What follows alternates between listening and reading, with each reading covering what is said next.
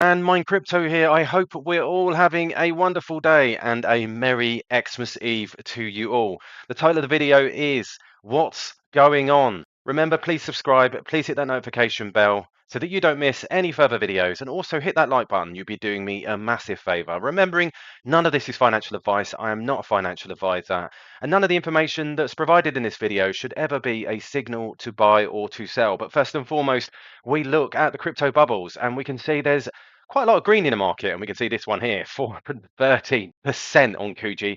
Never heard of it, but hey, I'm sure that will dump down at some point.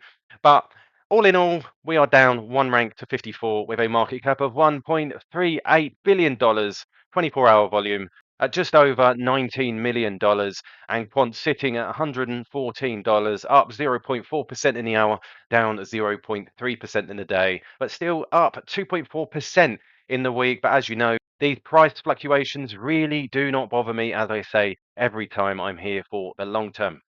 But we look at crypto quant, and as we can see, the exchange reserve has gone up quite a bit since the other day, my last video on Friday. As we can see, the price going up, and so is the exchange reserves. But again, this does not bother me in the short term. We can also see the exchange net flow, meaning what's coming in and out, is up to 5,500 quant going back into the exchanges.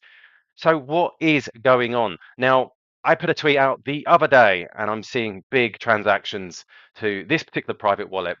And as we can see, a text of 2,829 quant, which has a value of $325,000. And total wallet value was actually nearly $3 million, and they are slowly accumulating. You can follow this thread. I do follow them. This was a fairly new wallet as well, literally started and is slowly just picking up some pace.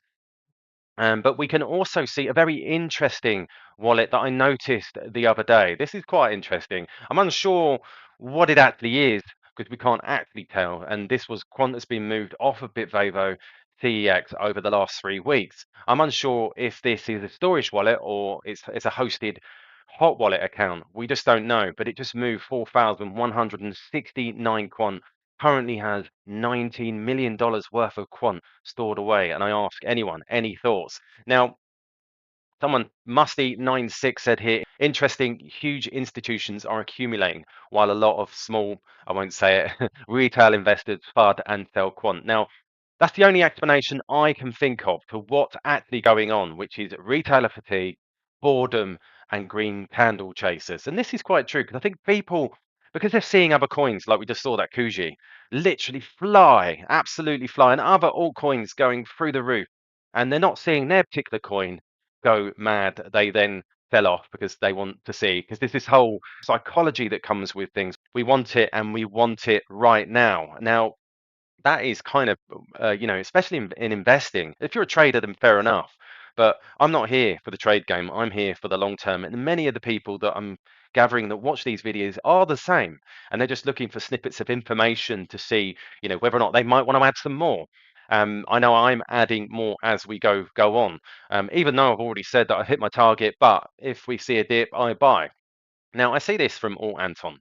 There's a lot of negativity that comes, and it goes, if all these buys are already using Overledger, like DHL, Sire, LackChain, Oracle, Finality, etc., shouldn't we see some utility-driven positive price action on the token from licenses and gateway lockups? The fact that quant trades like every other shitecoin means blah, blah, blah. Now, as I've already explained, if people are slowly selling off, and we've got to remember that big whales and institutions are very, very discreet. They don't want to move the price. They'll sweep up what everybody else is selling or getting bored of because they know the value in what they're doing. And with these big transactions, they are sweeping up. They are slowly buying in smaller amounts, which will be larger amounts to retail, but slowly just eating it up as we're going on. It's a bit like Pac-Man.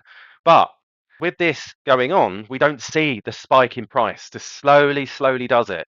And that is how institutions and big whales work. They don't want to spike the price. If they believe in the project, they'll buy it slowly. They'll buy it over and over. And as we've just seen, and as I've noted over the last months or so, there are new wallets from CB10 slowly accumulating smaller amounts. When the price goes down, they feel like they want to get their buy orders in and they've got a plan, and that's how they do it. Because we see here now, I thought this was a great infographic from Joey. I'm sure someone else produced it.